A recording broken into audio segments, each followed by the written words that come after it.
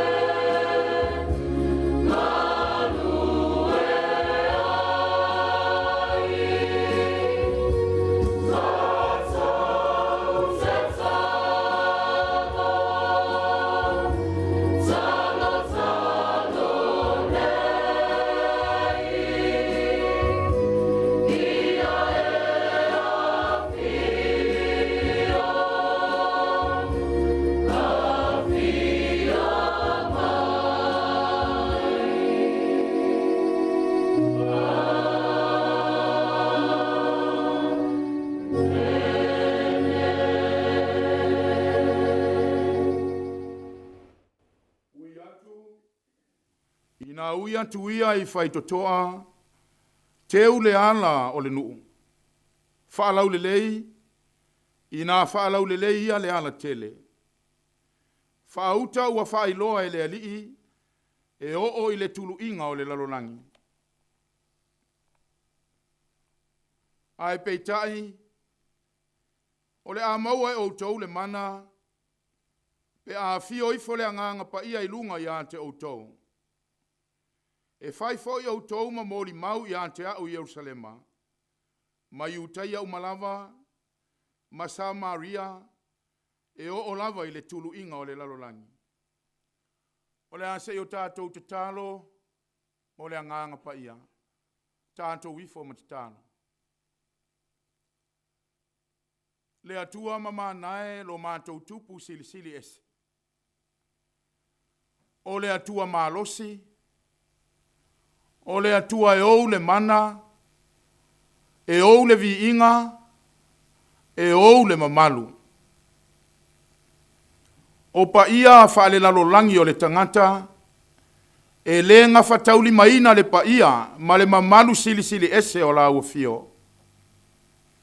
A wā ao no mātou tūtū lai o luma, mātou te langona lava lo mātou ngatete, ma lo mātou fefe, ma lo mātou matau. O ai I mātou le tangata, e angaia le pa ia sili ese o la uafio. O le aua mātou wala aua tu ai lo wanganga pa ia, o lo mana ina ia to ia le tāpua inga Samoa, o le awhaia nei. Ina yo mātou tāpua I whaatasi le anganga ma le whaamaoni, ma ia whaasili na ai lo lava vi inga. Anganga pa iae, a fio mai, e te awali tia le tāpua inga loa tunuu, I le nei Sapati, ma ia I ua tuai mea uma I le whaasili ina o lo lava vi inga. Aua lava ne ia I mātou o le tangata e whaatau waa. O lo suafa ke riso ua mātou tutalo, ma ole antuai nei. Amen. O le antātou vivi antu I le antua, ilona vi inga e. Fitus fulma le fitu. Fitus fulma le fitu le vi inga o le antua, o le antātou pese ai.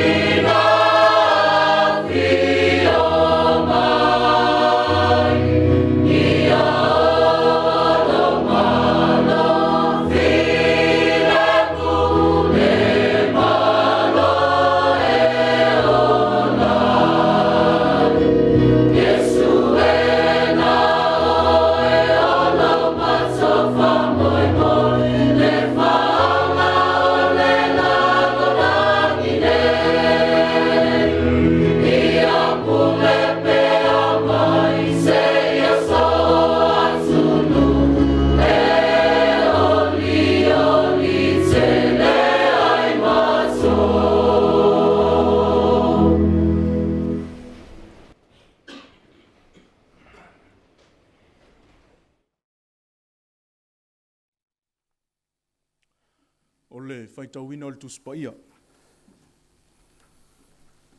Tusi filifilia mo I tātou I le nei Afiafi, o mō mai le I le whenga inga whau.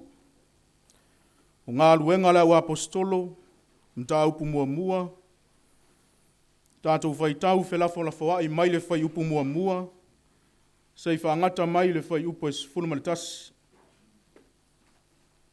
Ngā luenga mta upu mua mua, tātou whaitau whelafo la whaai mai le whai upu mua mua, sei whaangata mai le whai upu es fulumalitasi. Whaafafonga ia, o awhionga pa ia alo tātou watua. Te au whiloe, na o tūsia le urua itala I mea umalava na a matao na whaia Yesu maa o atu.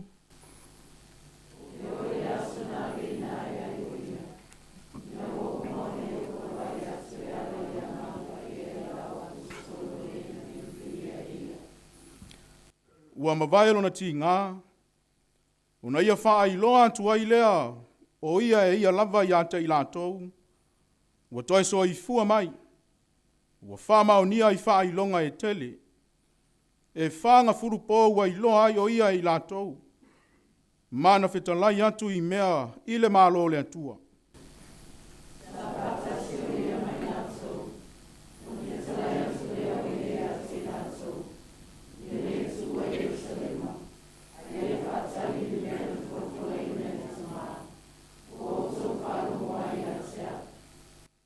Wana papa tiso lava Ioane I le vai, a outou, e papa tiso ina outou I le anganga pa ia, e le tele ni aso e vai.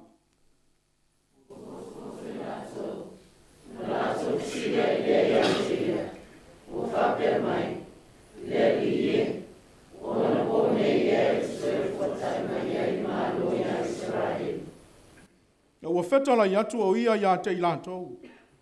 E le tusa e ona outou I loa o na pō ma o na tausanga. Ua tua le tamā I lana lava pule.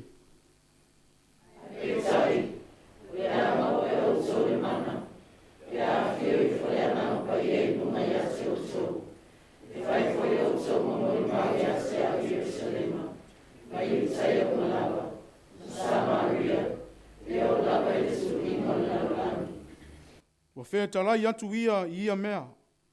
Ona si itia lea o ia, o lātou o vaa I atu, ua avea foi o ia I le ao na I o lātou luma.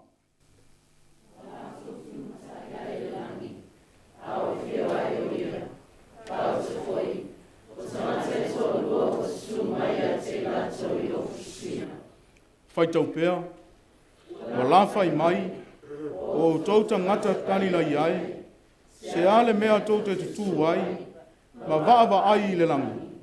O Yesu le nā, ua ave ina ae na ia te o tau I le langi, e whapea o na toi a whio mai o ia. Pei o lona a whio atu I le langi na o tau vaava ai ai. Whamanuia mai le tua I lo tātou whaitau, ma whalongolongo I ana a whionga pa ia. Tu mau te pe ia te ia, lona lava vi inga, nei se iao I le whavavau lava. Ameni. Tātou pepese I le atua, I le pese lua se laus fulma le valu. Lua se laus fulma le valu le pese tātou te pepese ai.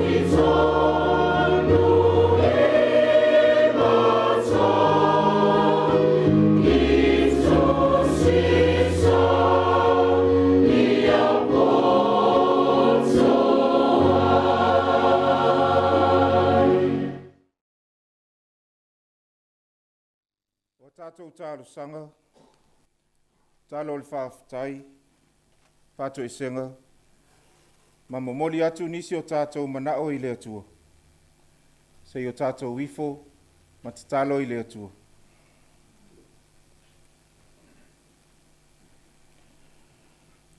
Le atua pa i ae lo mātou tamae whaavavau. O le atua la ua fio. E au le mana ma le pule ao au malava. A wao le atua foa foa. Na e whaia ai le langi ma le lalo langi lo na matango fie. I lo lava alo fatu noa. A wana e whetalai o na iai lava lea. O laua fio e au le poto ma le mamalu sili esu. O le atua e vi ia ma tapua ia. A wawa tatau i la ua fio le vi inga umalava. Ai o le whaapongai lea o lo mātou wola tapuai. Se o mātou whaia le Sauniga e pa ia. Se o mātou whaanene ina lo lava suafa mamalu. Ma se o mātou sula ina lo lava alo fatu noa. E ala ila mātou tāpua inga. A wāpe a mātou toi tō mā natu i le nāwa i aso wālua tū. Iona whi au ma lava singa sa whianga i ai. O le tangata ma lana e ati ai. E ma eu lava lo walofa whaapale pale mai a te i mātou. Ua tau manuia ai fuanga whai a le tangata. Wala ngā te tau ai a te i mātou. Ona se o mātou si atu le vi inga o le whawhitai ma le whamanu e sulai na ai lo lava alofa ma lo wanga lelei. Mātou vi ia la au fio. Ona lo manuia le lau tele o si o mātou pūlenga nei. A mata mai lava ilo mātou taitai. Le sunga le toi ina ma le whalitua. O lau au whainga luenga fola ma a inga. E no fuatasi o le matanga luenga ma le whalitua. O awhionga iti a kono. O ta maa matina ma tutua se iao o lava ina ia mātou whanau. Ua mātou tali tonu fo i le whātua tua. Lo manuia na ia mātou a inga no fo vala ai. I so se tafa o le nei ke lope. Ai mai se ai o si o mātou watunu upele o Samoa. Langona le loto whaafitai i la ua fio. Ona o au mea alofa e au wala ese mai a te i mātou. Ua e wha o loa i na ailo mātou wola. Ua le ngata i la le tino. Ma fau ai wasili i le angang. O tā leni fo'i ma ngā waa wa e whaatufunga i na ailo mātou whaatau waa. Ia whai lava lea ma vi inga o la ua fio. Ia se au nanga e whape nao na whao ngā i na ailo mātou wola. Lea tualo mātou tama. E whaamanu ina la ua fio. Ona o le malama o lau tala lelei. E whawhitai aina i o mātou tua a o ila tau na mua italia ina. Le o mai o lau whanua o Samoa. Le susulu mai o le malama e ala ia Yesu Keriso. Lea ua whaatala le ina ai i mātou. Ma ua o mātou i loa ai lau ami o tonu. Pe a whai mātou titali tonu ma le whaatua tua i la au fio. Whaafitai ona o Samoa si o mātou watunu upele. Ua whai mo mātou tofi. Olo mātou whaasino manga lea. Mātou te malu ai. I ana tū maanga i whanua. Ua whai lea ma mitanga i o mātou loto.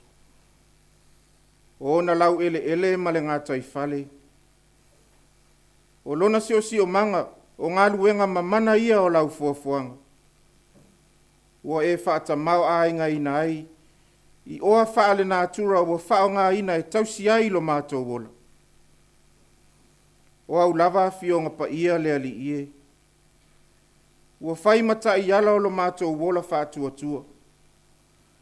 Ua fai loa mai a te i mātou le mautinoa. I upo le ola e whaatonu fola wai la mātou sāvalinga. Ina ia atangia le mamalu o la ua fio. Isa mātou ngangana a o se a mio. Ua haoa o ina ai i mātou i mata upu tau i lo malo. Whaafitai le ngā luenga lilo alo wa nganga pa ia. E musu ia i mātou ina ia tū mau la mātou mori mau i la ua fio. I taimi e whesoa ina ai lo mātou wola. I lu i tau ma whainga tā o le olanga nei. A o le whaafitai sili le ali ie. Ona o lau mea alofa o le wha o le tanga. E ala ia Yesu Keriso. I lona soifua ato atoa na ofo ina mai. Ua ia au maia ia i mātou le avanoa. Mātou te sauwhanga ai le ola e whaavavau. Pe a whai mātou te tū mau i le talitonu. Whātua tua ma le whaamaoni. E whai alo finangalo. E tū mau atu pea i la ua fio le vi inga. O le whaamanu ma le whaanetanga. Nei se ia o i le whaavavau. Le atua alo whae. O laua fio lava e tonu masao au whaamasinonga umu. Ai o le whaalia lava leo lo alo fatu noa. A wawa e si la fia lo mātou wola le ato atoa i o luma. Ai whaapale pale mai lava lo alofa ia i mātou. Ua ngasala i mātou ona o le tele o lo mātou whaatamala. I lo mātou le whaamaoni o lo mātou wola whaonga ina.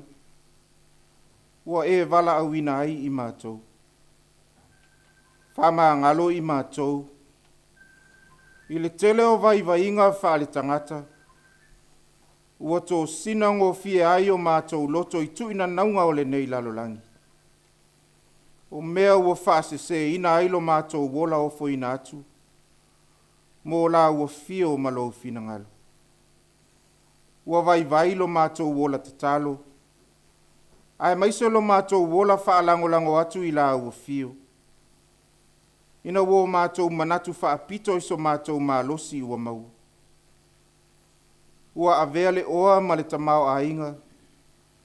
O le pota fo'i ma se ata mai tiiti ua mātou mau. Ua whailea maala e puni tia ai o mātou mata whaalea nganga.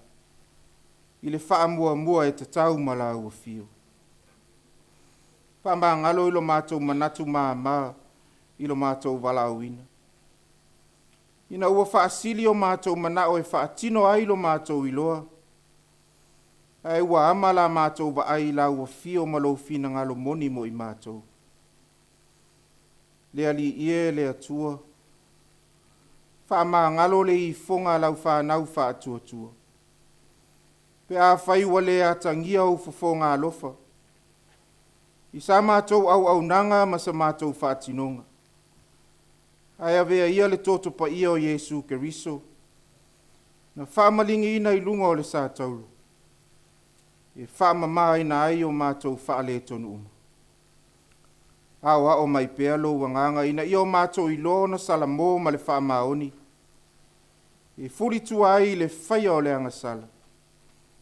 Ai o mātou loto atu i la ua fio malo mālo e whaavavau. Le atua whaafonga te tāloe. O la ua fio lava e malie ai o mātou manao i mea lelei uma. Ai o le puna o whaamanu ianga i lo mātou wola. Ua whaasifo atu lau whanau whaatua tua i le nei Afiafi. Se e whaamanuia mai la mātou tāpua inga nei. Whaamanuia la ua fio i lo mātou taitai. Le sunga i le toi ina ma le whalitua. Ia maua pea lo la ua maa losi le tino. Maa whau ma le angang. A wale soifua au na i lau fe au ma le tala le lei. Maua pea lo la ua loto te tele. E wha aua wai le ola wala au wina. le ngata i le taitaina o le mātou pūlenga. Ai o tofi fo i matiu te i totonu o le matanga luenga ma le ekalesia o au. Whamanuia lau au whainga luenga ngā lulue. I whaafeanga inga ma o ao ma o lātou ainga. Ia whaata mau ainga ina pea. I le poto ma le atamai. A wale whianga iai ma lau whi au fola fola o le tala lelei. Manuia fo ia fionga i ti a kono.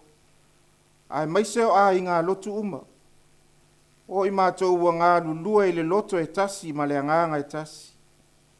E tautua ma au auna la ua fio e ala i lau tala lelei. Ka manuia la ua fio i tama whanau o le kalesia. O loa o tauina i totonu o le kolisi whaafai fe au i mālua. Ai maise le ali i pule ma le ainga whai a onga. I o lātou nā whatausi whaafai a onga. O lo lātou lea vala au ina. Pamanuia la ua fio i lau e kalesia o au. E lau a fono o le fono tele. Ai maise o le komiti o le autoe ina. O i lātou ua whai mataitai o lau e kalesia. A wale whaola ina pea o lau tala lei tutoni o si o mātou atunu o Samoa. Ina ia whaatala lei ina pea o tangata whaatuatua i la ua fio. Pamanuia lau ua fio i si o mātou atunu o Samoa. Iona lau ele, i tua maota ma le ngāta i whale. Ia whaata mau ainga ina pea i oa whaale nātura. A wale tausia ma le atina e ina o le mātou wola i le itu il tino. Whamanuia i le pule mamalu a li i ma whai pule. Maua pea le tō wha le atua. E lima taita ina ai whai ngā nuu i le ami o tonu. Ma ala e te whina ngalo ai. Te talo mo au whaamanuianga i lana whai ngā malo. Iona taitai ai maise o tangata nuu uma. Ia maua e tangata uma le ola māta tau i la ua fio. A wā o le whaavai papa leo lo mātou wola manuia. Matu mau i lona whaavai taula mea uma i la ua fio. Mātou mana tua i te talo lea li ie. Nisi ua whata otolia i mai o le tino. Tutonu o maota malawa po tutonu o maota ngase. Ia apa atu i ai o a au wha amalolo. Lātou fo i wa maua i mai tū ngā o le nei o langa. Ia wha i loa le mana whai venga o la ua fio. E te whai ai mea sili e toe maua ai le mālosi wha fōwina. Wha maise ma wha mawhanawhana la ua fio. Ie ua maua i wha noa noanga o na o lau wala au pa ia e ala le maliu ma le oti. Ia tutongo pea le wha moe fōu. A wā wa uma ona e manu malo ina le matui o le oti. E ala ia Yesu Keriso. E lalo langi vevesi. Ai maise wha mai pipisi wa afia ai le soifua ma le ola o tangata. Ia iailo wanga le lei. Lātou fo i ufia maualau fisua soani. A apa atu iaio a au whaola. Se taimi o mātou whaalongo ia ua fionga fola mai. Wheta lai la ua fio e ala i lau au auna whaatau wa. Ta tala fo i la mātou whaalongo. Ina i o mātou manino ma langona ina. Lau lava whe au o le tala lelei. O ia mātou te talo. Ofo ina atu whaatasi ma te talo wale ma whai ono mātou whaaleo ina. Ina ia whaia pea i ai lo lava whina ngalu. Mātou te talo. E ala ile suafo Yesu Keriso lo mātou wali i ma le whaola. Amen. Le tātou pese atu i le atua i le pese se lau valus furmaltas. Se lau valus furmaltas i le pese la tātou pese ai.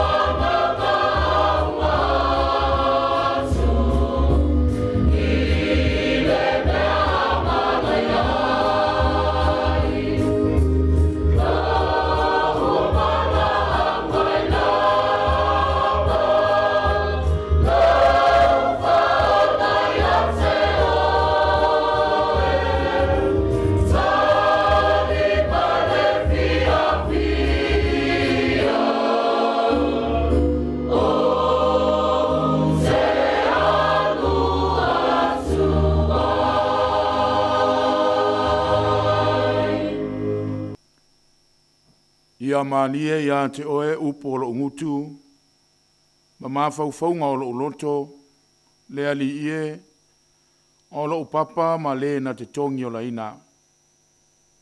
Amen. O le launga i le suafa mamalu o le atua le tamaa, le alo ma le anganga pa ia. Amen. O le amaua le matua o le launga, i le tusi faitau, tusai ma le whaasolonga le tusi faitau aso. Ngā ruenga o lona mtau pu mua mua, fia whao ngā ina se vaenga o le fwoi upo e ono, o le fwoi upo e fitu, ma le fwoi upo e valu, o te toe faitau ina atu. Le ali ie, o na pōne ea e te toe fuatai mai ai le mālo ia Israelu. A ua whetala i atu o ia te ilantou, e le tusa ona o tau iloa o na pō ma o na tausanga, ua tuu e le tamai lana lava pule. Ai peitai, o le a maua e o tau le mana, pe a fio ifo le anganga pa ia ilunga ia te o tau. E whaifo i o tau ma mōli mau ia te au Yerusalema. Ma iutai au malava, ma Samaria, e o lava i le tulu inga o le lalulangi. A o le manatu ao, o le vai aso antoa, o suenga i le tusi pa ia. Wha tala, biblical study. I to tonu o le tusi pa ia, o lo whai mai ai, narrative. Wha matala po o antala lai. Au mai le neiva yaso. O na amata mea leo leo Samoa mua. E tatala lava le manatu au tu lea. I tulu inga o le lalolangi. Tātou mawhau. I le upu tulu inga. O le ale winga o le upu tulu inga. E le na o se vahenga. E le na o se vahenga o le lalolangi. A tau lo le tulu inga to the ends of the world. Lona winga le lalolangi a toa. O le mea e ngata mai ai le lalolangi. O le mea le na e sila fia a toa e tangata uma. E le na o se vahenga o le lalolangi. O lo tautala i ai le manatu au tu. A tātou mawhau. I tala anga o le tangata soifua. Ua tātou masani ai. A tātou whaalongolongo i lunga o le tio. A tātou mata i televise. A tātou whaalongo le social media. Manei ona po. A o ina a ave tala o se tangata. E matautia. E le ngata i se atunu e tasi. E o i atunu uma o le lalolangi. Tulu inga uma o le lalolangi. E i loa uma le tala o le nā tangata. So se tangata e. E popi ulalo na tala anga. E tautaua. Fia o tangata ua tātu iloa. Ua iloa uma le lalolangi le tala o ia tangata. Ma so se tangata.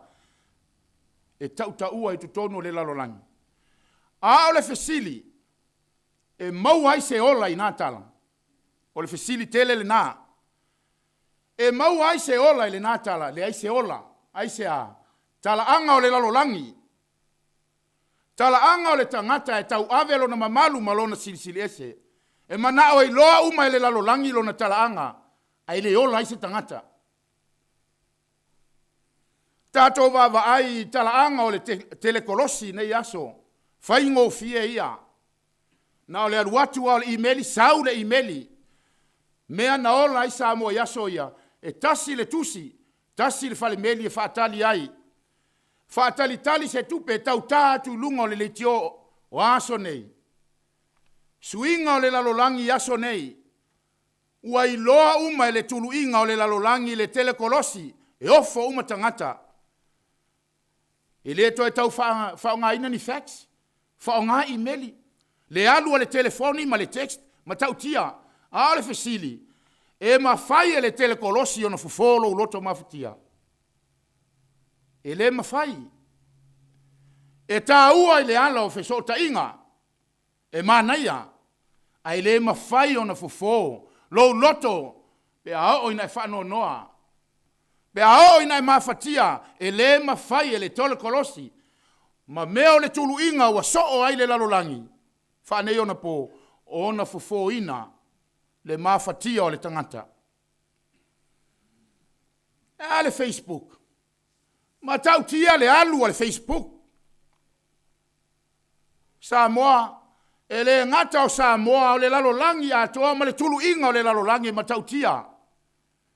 E wha Samoa e tātou o le api o fōlinga. Au ame e whai e api o fōlinga i neo naso. Ma tau tia le soo e o le lalolangi. Api o fōlinga e au tilo atu ai fōlinga o le lalolangi. Fōlinga o le pongi sā. O ame o lo tutupu nei. O ame o lo tutupu nei Samoa e lo tātou atu nuu. Ma le lalolangi atoa ma le tulu inga. Le sawa o le alu o le Facebook. Ai na o mea le anga. Le ai se ola o iai. Na o femisa inga. A o so o le lalolangi. Ma tau tia.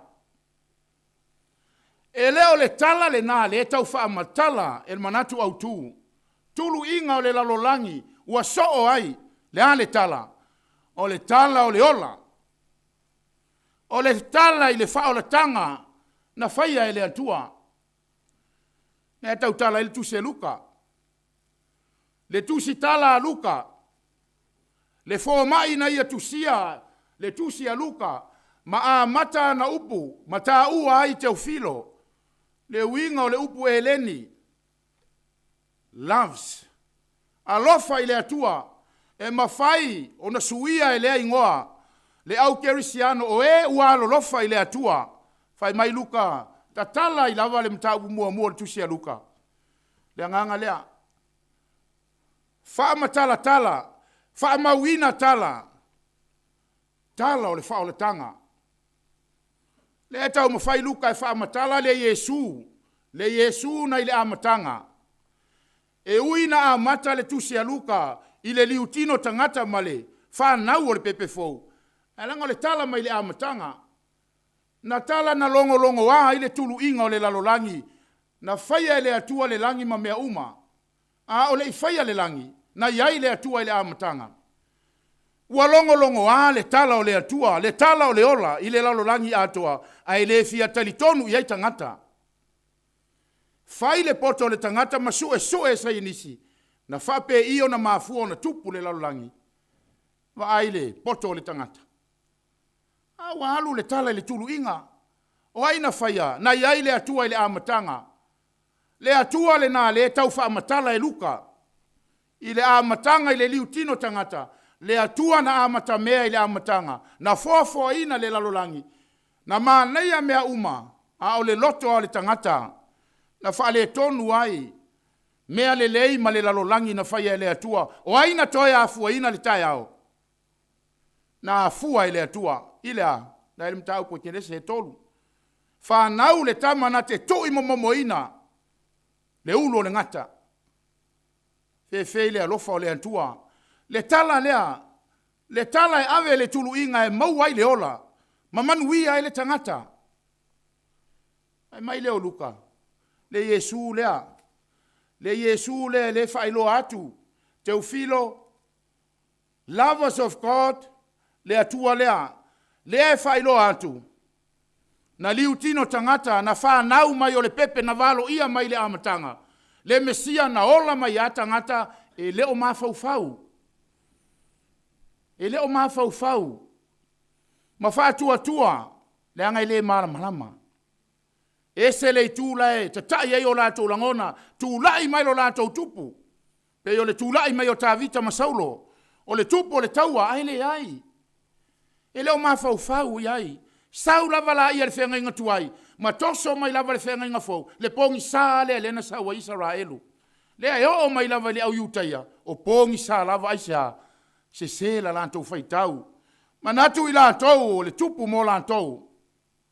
Whai mai lo luka. Mea uma ia. O lo tūsia le amatanga. Le au a fio mai Yesu ma liutino. Ma whai ana o onga. Wha malo lo mai. Tele o mea na vai a Yesu, ilona liutino tangata, ua ola fa le tangata, se i whaasino le lalolangi, o le atua lava lea ua fio mai. Tala la ia lea e tautala i le tusi a luka, a ngai atu lo le tusi a ngā luenga, whai mai a, o le whaau wina, the continuation of the book of Luke, ua uma le tautala a luka, i lona wa aina i le tino, a le an me leu tautala i ngā luenga.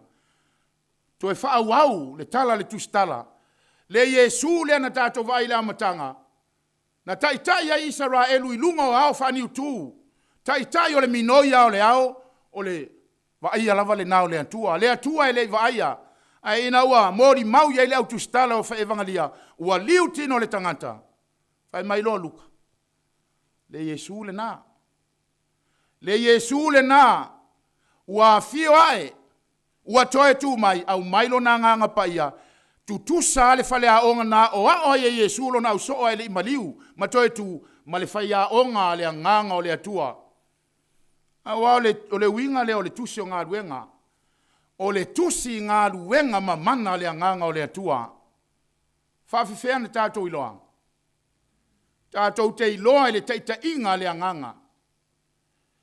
Tātou te iloa i mea na tutupu o le tusi a ngā luenga, pe e fōlinga e le i o, le tangata e whaile ngā luenga, wa lewa o na nofo le nganga, ma le mana o le atua, i o le mea lai anga i ei, e o apostolo. Ai sea, a le winga na o le mta upu mua mua.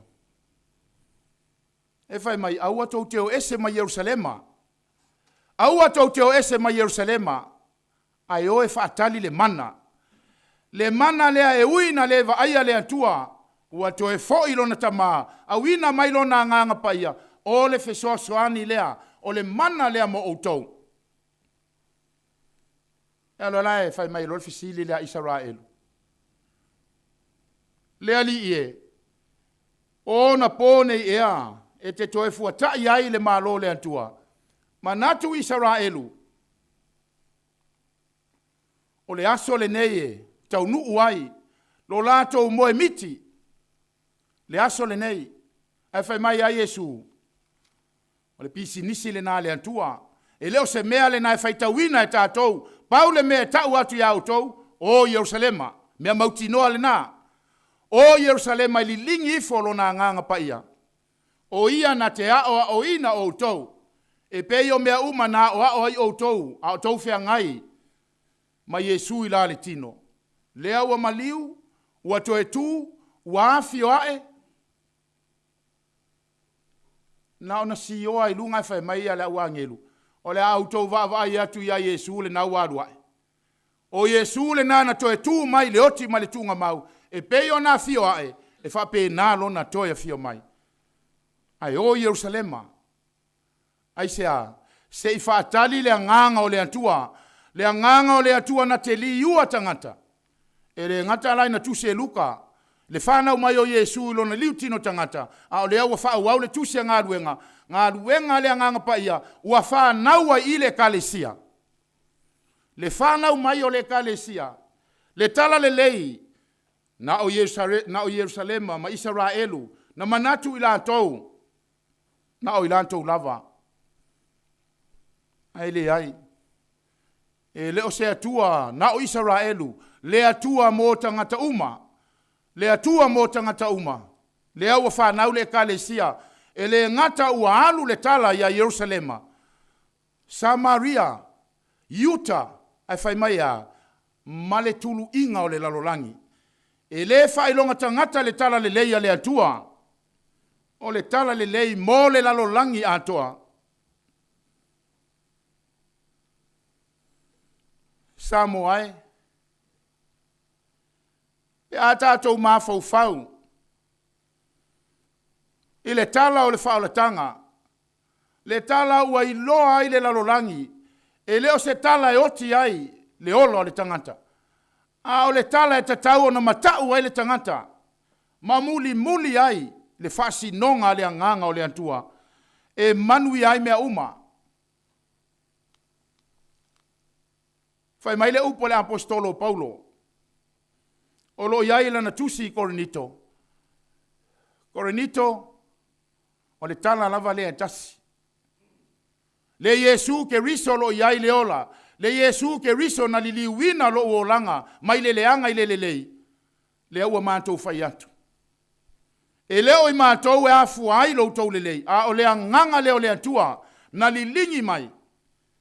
Wa ave ai o tau matusi a ke riso. Whai mai la i o le apostolo.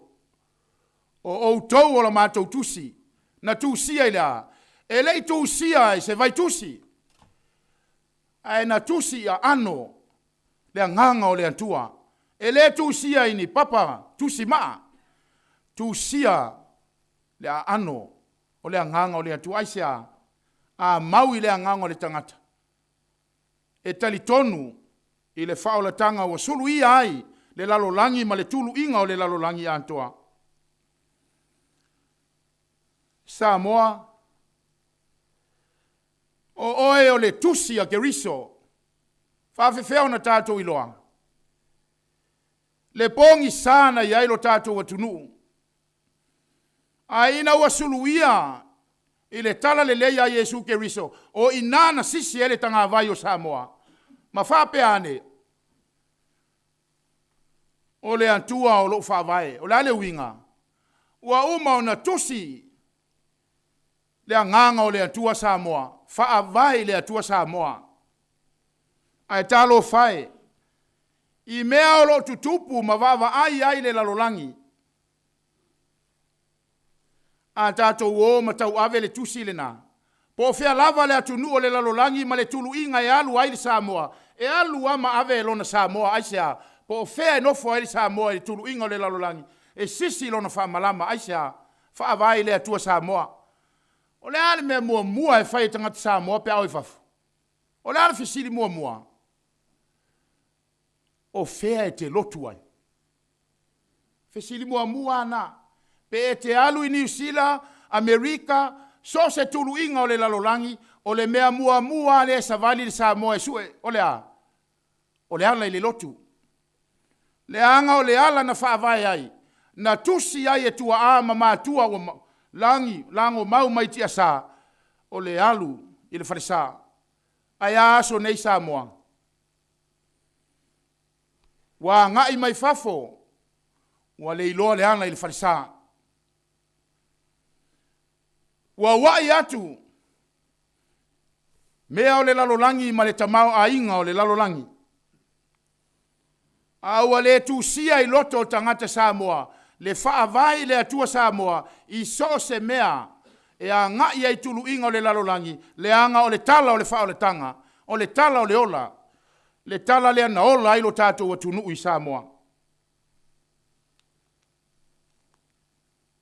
e iai isi whanau whai ngaruenga whaavai taimi o lo lotu mai o na whaile iai o le tala o le iai o le au whai ngā luenga i so se tulu inga o le lalolangi. Tasi le nei mautau ave a le au whai ngā luenga. Po le alava le kalesia e au mau i fafo e sisi lo na wha malama aisea fesoso ani le tatalo ma le anapongi. Ia manuia lo tātou atunu Samoa. Ina ia o lea e o mai ngā luenga whaavai taimi o le au ngāfo i leo le tala le lei. E fesoso ane le tala le lei, i le atina e ina o si o tātou malo. O mea o lo tutupu mai, le ai se whaingata pe a tātou o le mana lea. Le mana na lilingi mai le taimi o le Pentekoso. Le mana e wha moe ai i tātou. Po o a whaingata ma whaafita auli o lo tutupu mai si o tātou atunu Samoa. E le ngalo o le tatalo le au whaingaruenga. O au tama whanau. So se ka le sia e sisi wha malama, matalo sia si o tātou atunu ma le whainga malo. Matalo sia lo tātou atunu i Samoa. Ina ia manuia la na whainga malo. Le ala e tu o lalo ai. Le angai avea le tele o whaafita auli. O lo o mata watu. I lunga o penga ta whailangi. Ai le aise malo si Samoa tātou te mawhai o na whai ai. Ma fofo ai whaafita auli. E fofo lava i le mana lea. Na whaatali ai le au soo. Ma le au apostolo. Le mana lea na tala ina I tulu inga e fia o le lalolangi. E wha moe moe iai. E la tātou te talo ma le tātou anapongi. E manuia ai. So o se fe au. Ma so o se ngā luenga. Asi o tātou atu nuu. Ma le kālesia. O le mea lea Samoa. E mana tua pea oe I tālu sanga. E le tatalo whaapito mo nisi. A o le tatalo mo Samoa antoa. E le ngata ia Samoa lo tātou atunu. A o le lalolangi antoa. Ina ia taitaina pea ele anganga o le antua. Ma ia manuia fuafuanga uma lo tātou atunu. O lo o whaamoe moe iai. Le tūla I mai o lea whainga malo ma lea whainga malo. E tatalo lava. Ina ia o pongi whatasi. O le manuia lea.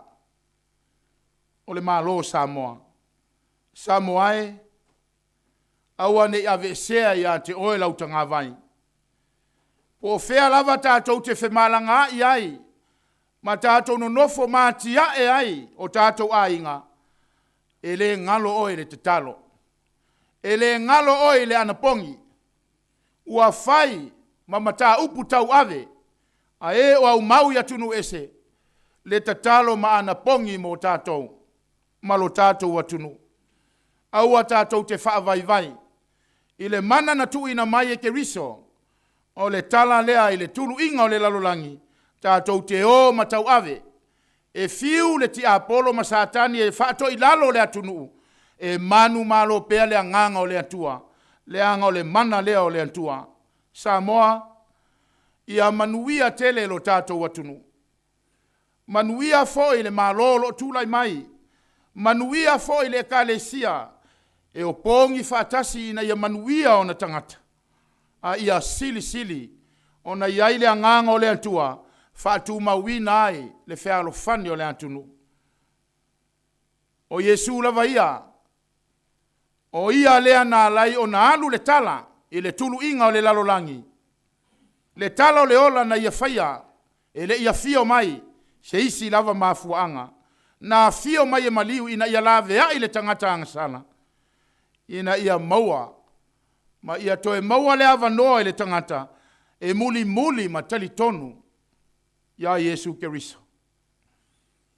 Le kālesia ma Samoa antoa. O le wheau le nā mō tātou. I le nei asa. Tātou whaalango tasi. I le mana o le atua malona nganga. Walilingi mai. O ia lava lea e taitaina. Wheau ma ngā luenga lo tātou atunu. Male e kālesia. Ia manuia tele le whainga malo. Ai maise o le e kālesia. Ono Yesu. Amen. Le tātou pepese antu I le antua. I le pese lua se lau lima sfumaleiva. Lua se lau lima sfumaleiva le pese.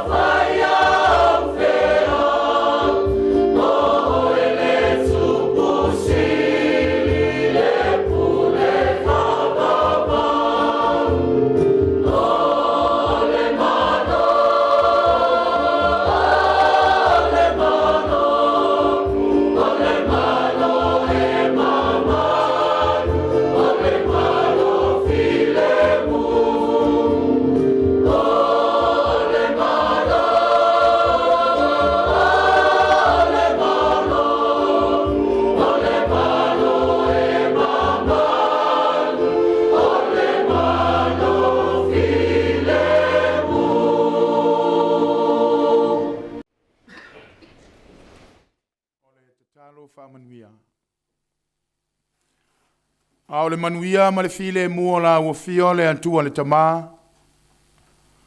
Le alofa sili sili ese o Yesu Keriso lo mātou alii ma lo mātou faola. Ma le mafutanga mafanafana ma lo nganga pa ia. Ia tu mau mai lea ilunga ia Samoa ma le lalolangi antoa. Nei maso o malava yo o le whaavavau lava. Amen.